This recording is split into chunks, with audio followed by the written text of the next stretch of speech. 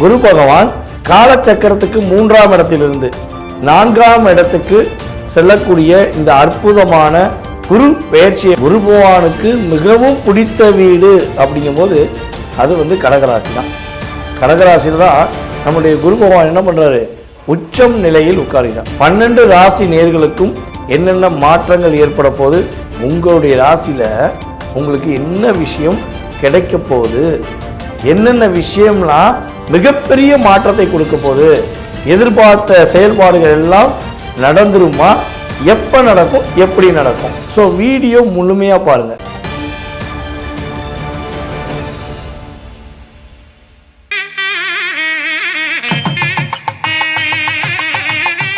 கடவுளூர் TV நேயர்கள் அனைவருக்கும் எனது இனிய வணக்கம். நான் உங்கள் வாழ்க நலமுடன் ஜோதிடர் டிஜே சுந்தரபாண்டி. நேரிலே தற்போது நம்ம என்ன விஷயம் பார்க்க போகிறோம் அப்படின்னா, இந்த 2026 நவகிரகத்தில் மிகப்பெரிய சுப கிரகமான குரு பகவான் காலச்சக்கரத்துக்கு 3ஆம் இடத்திலிருந்து 4ஆம் இடத்துக்கு செல்லக்கூடிய இந்த அற்புதமான குரு பெயர்ச்சியை பற்றி பார்க்க போகிறோம். அது என்ன அற்புதமான குரு பெயர்ச்சி அப்படின்னா, பொதுவாகவே பார்த்திங்கன்னா ஒவ்வொரு ராசிக்கும் ஒரு வருடத்துக்கு ஒரு முறை குரு பகவான் நகர்ந்து செல்வார் என்பது உண்மை.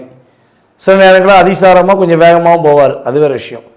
ஆனால் இருந்தாலும் குரு பகவானுக்கு மிகவும் பிடித்த வீடு அப்படிங்கும்போது அது கடகராசி தான். கடகராசியில் தான் நம்முடைய குரு பகவான் என்ன பண்ணுறாரு, உச்சம் நிலையில் உட்காருகிறார். உச்சம்னா என்னது, தனக்கு பிடிச்ச வீட்டில் தான் நம்ம என்ன பண்ணுவோம், கொஞ்சம் அதிகாரம் செலுத்துவோம், ஒரு அதிகமாக அன்பு காட்டுவோம், கொஞ்சம் அக்கறை எடுத்துக்கிடுவோம். ஸோ இதெல்லாம் அதிகமாக எடுக்கக்கூடிய வீடு தான் நம்முடைய குரு பகவானுக்கு கடகராசி. ஸோ அப்படிப்பட்ட கடக ராசிக்குள்ள குரு பகவான் உள்ளே நுழைகின்ற இந்த அற்புதமான காலகட்டத்தில் 12 ராசி நேயர்களுக்கும் என்னென்ன மாற்றங்கள் ஏற்பட போகுது, உங்களுடைய ராசியில் உங்களுக்கு என்ன விஷயம் கிடைக்க போகுது, என்னென்ன விஷயம்லாம் மிகப்பெரிய மாற்றத்தை கொடுக்க போகுது, எதிர்பார்த்த செயல்பாடுகள் எல்லாம் நடந்துருமா, எப்போ நடக்கும், எப்படி நடக்கும் அப்படிங்கிற முழு விவரங்கள் கோச்சார கிரகங்கள் ரீதியான குரு பகவானை அடிப்படையாக கொண்டு உங்களுக்கு நான் எடுத்துகிட்டு வந்திருக்கேன்.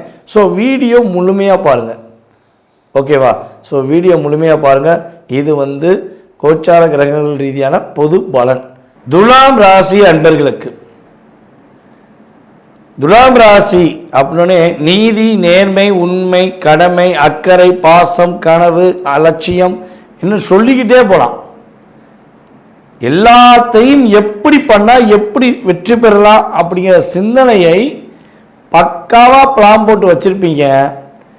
உங்களை பற்றி யோசித்துக்கிட்டே இருக்கும்போது சற்று நிமிடத்தில் ஒருத்தர் கஷ்டப்படுறாங்க பார்த்தோன்னே உங்களுடைய அத்தனை விதமான சிந்தனையும் அத்தனை விதமான எதிர்பார்ப்புகளையும் அப்படியே என்ன பண்ணுவீங்க, விட்டு கொடுத்துருவீங்க. ஸோ இப்படிப்பட்ட நிறைய போராட்டங்களை ஏமாறுறதுக்கு தான் உண்மையிலே பிறந்தோமா அப்படின்னு நினைக்கக்கூடிய நிலைமையில் பல துலாம் ராசி என்பவர்கள் பொருளாதாரம் சார்ந்த விஷயங்களில் நிறைய தடுமாற்றத்தை செஞ்சுக்கிறீங்க. இன்னும் பல பல துலாம் ராசி அன்பர்கள் சிம்மராசிக்காரங்க மாதிரியே நம்முடைய துலாம் ராசி அன்பர்கள் என்ன பண்ணுறீங்கன்னா, குடும்ப உறவுகளை விட்டு கடந்து வந்துட்டீங்க. ஸோ இந்த நிலை அப்படியே மாறப்போகுது.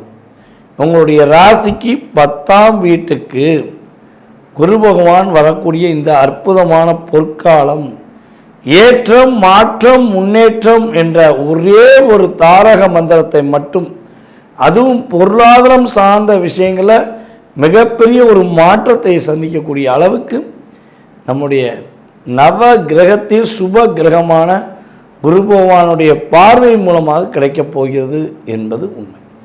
ஸோ குரு பகவான் உங்களுடைய ராசிக்கு 10ஆம் வீட்டில் வர்றார். ஓகே, வர்றார். ஆனால் நம்ம பல சேனலில் பார்த்துருக்கோமே, 10ல் குரு இருக்கார், பதவி பறி போயிருக்காங்களே, உண்மையா? உண்மையிலேயே துலாம் ராசி என்பவர்களுக்கு பதவி பறிக்கப்படுமா, பதவி உயர்வு கிடைக்காம போயிடுமா சொல்லுங்கள்? இல்லவே இல்லை.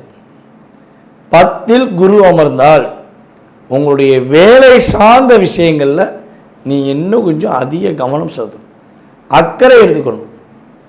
10ல் குரு அமர்ந்தால் உங்களுடைய தொழில் சார்ந்த விஷயங்களில் யாரையும் முழுசாக நம்பி ஒப்படைக்காமல் நீங்கள் உங்கள் மேலே மட்டும் நம்பிக்கை வச்சு செஞ்சீங்கன்னா உறுதியாக 10ல் அமர்ந்த குரு உங்களுடைய ராசிக்கு 2ஆம் வீடான விருச்சிக ராசியை தன்னுடைய 5ஆம் பார்வை மூலமாக பார்த்து உங்களுக்கு பெரிய மாற்றத்தை கொடுப்பார்.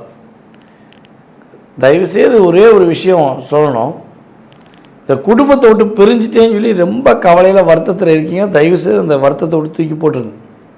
நீங்கள் மீண்டும் இணையக்கூடிய பாக்கியம், குடும்பஸ்தானம் வலுப்பெறக்கூடிய பாக்கியம் கிரகங்கள் ரீதியாக உண்டாக போகுது என்பது உண்மை.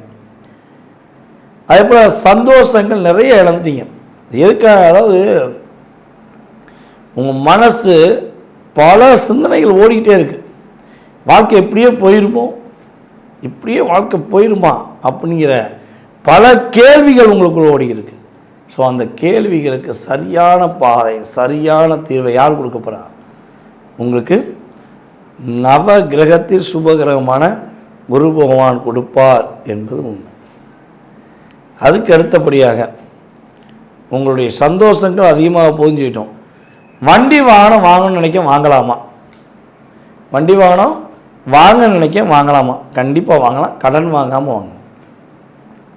கடன் வாங்காமல் வாங்கணும். ஏன்னா இன்னும் சனி பகவான் உங்களுடைய ராசிக்கு 6ஆம் வீட்டில் தான் இருக்கார். ஸோ அப்போ கடன் மட்டும் அதிகமாக வாங்கிடக்கூடாது. ஓகேவா?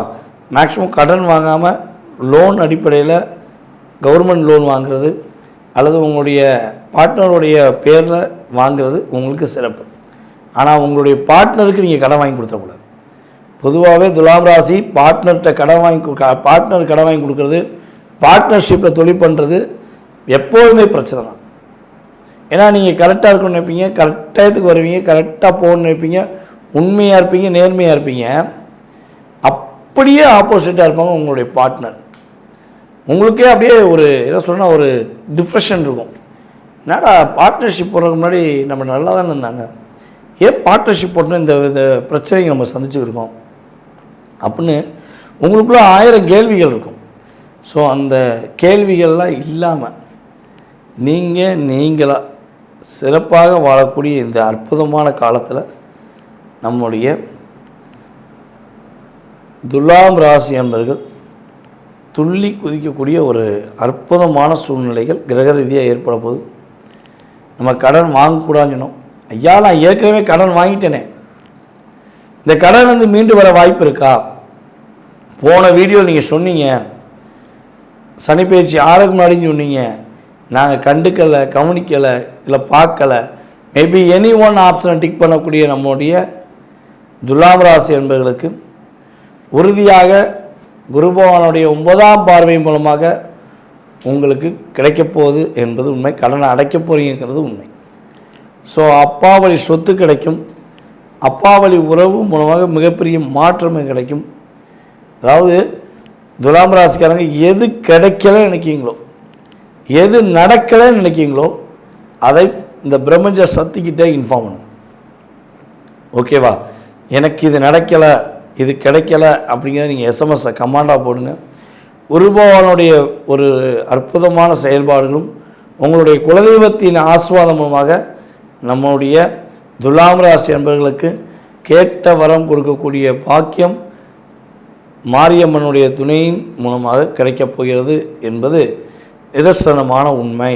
கடவுள் அருள் டிவியை பார்த்தமைக்கு நன்றிகள். மேலும் இது போன்ற தகவல்களை தெரிந்து கொள்ள கடவுள் அருள் டிவியை சப்ஸ்கிரைப் செய்யுங்கள். மறக்காமல் பெல் ஐக்கானை கிளிக் செய்யுங்கள்.